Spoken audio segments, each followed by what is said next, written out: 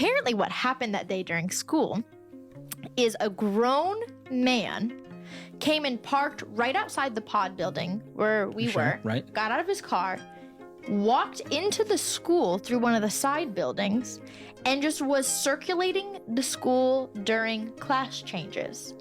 Approached 6 to 8 different kids and said, hey, if you come to my car really quickly, I'll give you $100. It's right out there, super fast. You'll be back in time to go to class. Don't worry, no one will even know you're gone. And most of them did it. And they went to this stranger's car, and he handed them each a $100 bill.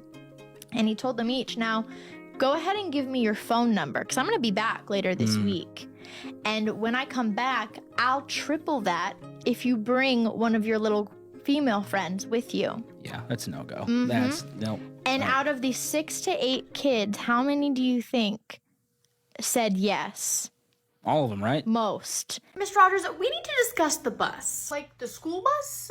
Okay, what about it? The bus stops down the street from my house around 6:30. I would prefer if it stopped right in front of my driveway at 7. It gives Kyle about 30 extra minutes of sleep, and sleep's important for these kids, don't you think? Well, sleep is very important, yeah, but... And if it stops in front of the house instead of down the street, Kyle can just relax and watch TV until it's time to go. Miss Johnson, I think you might be confused. I have no authority over where and when the bus stops. But Kyle has an IUP. Per law, you have to make accommodations for him.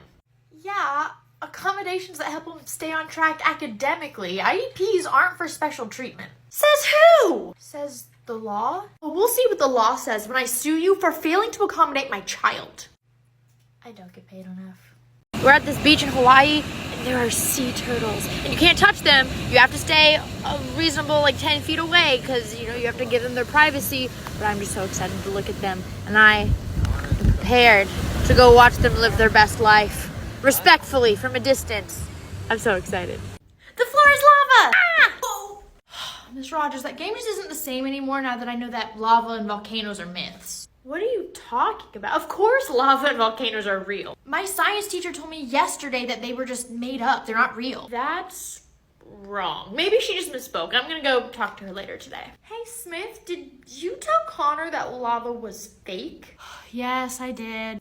That's not... I know, okay? I don't know what happened. For a second, I just spaced and was all like, oh, Connor, that's not real, and the damage was done, But, you didn't even correct yourself. Well, yeah, I already told the class it was wrong. I can't go back now. I mean, you have to, or these kids are just gonna go on thinking that volcanoes and lava aren't real.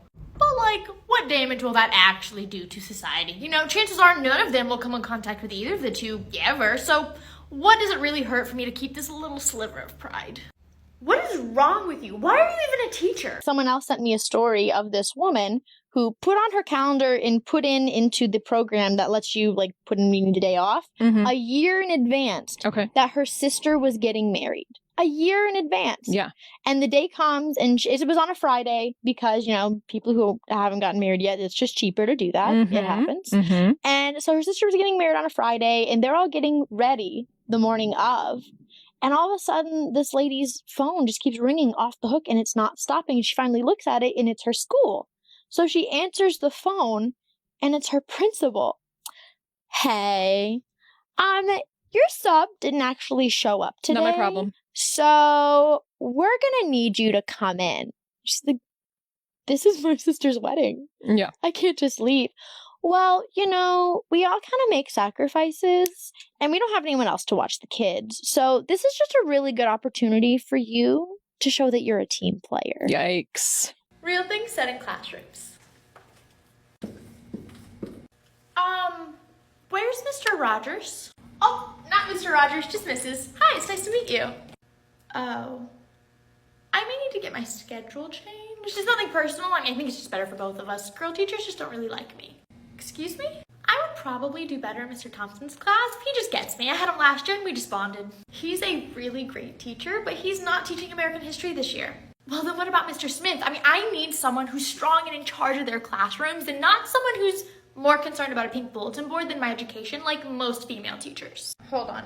You don't want to be in my class because my room is decorated? Oh, here we go. Here come your emotions. You're probably gonna go spend the rest of your day crying at your desk because I hurt your feelings. Oh, this is exactly why I need a guy teacher, not an emotional girl. Too bad they didn't pick you. Miss Rogers, where did you get your credentials? My what? Your credentials. Do you even have any? Because you missed states on this US map. What states do you think I missed? North and South Korea? They should be near North and South Dakota, where all the duo states go. Connor, the Koreas are in Asia. You do realize there's a Korean War, right? I'm well aware. Then stop this foolishness that the Koreas are all the way in Asia. We wouldn't have been able to go fight in the Korean War if it was all the way in Asia. I'm really concerned. And next, I bet you're gonna try and tell me Vietnam isn't a state, because you left that off here too. What do you have to say for yourself? That I didn't think this conversation could get any worse. Just wait till my mom hears about this, because she's gonna go to the school board. You're clearly just not smart enough to be a teacher. I don't get paid enough. Miss Rogers, my science teacher told me I'll never have kids. That's weird. Why would she say that? Yeah, she told me that because I'm circumcised, it's just never gonna happen for me. I don't want to be involved. She really hurt my feelings. I mean, I already called my mom and everything. I'm really sorry that happened. I said I wouldn't get involved. Hey, sorry to bother you. Did you tell Connor he was never gonna have kids?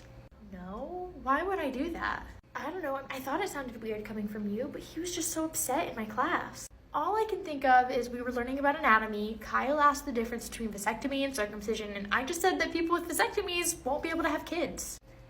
I bet he confused the two. I'm gonna have to check in with him about that tomorrow, and I bet his mom's already emailed me super pissed. Maybe you'll get lucky and she'll ask you first?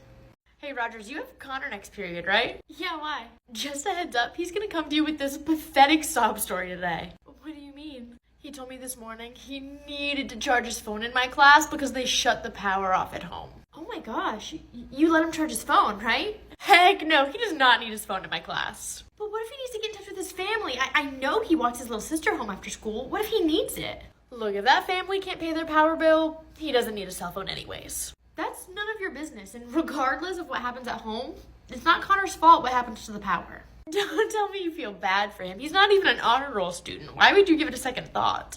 I'm gonna need you to remove yourself from my presence before you get smacked in the face. And this is a great example of people that not only shouldn't be pet owners, but probably shouldn't be parents. And if you think that's a hot take, you are probably part of the problem. Imagine actually watching your kid try to shove an animal in a trash can, and instead of stopping them, no, we don't do that. Gentle hands. You not only laugh because you think it's funny, but you record it and let it happen? And you think those people should own pets? You think those people should be parenting and teaching that is okay to their kids? Oh, but you think it's funny when the cat gets hurt? Right. That's why you shouldn't be a pet owner and shouldn't have kids. That just makes you a bad person, and we don't need you teaching young kids to be more bad people when they grow up.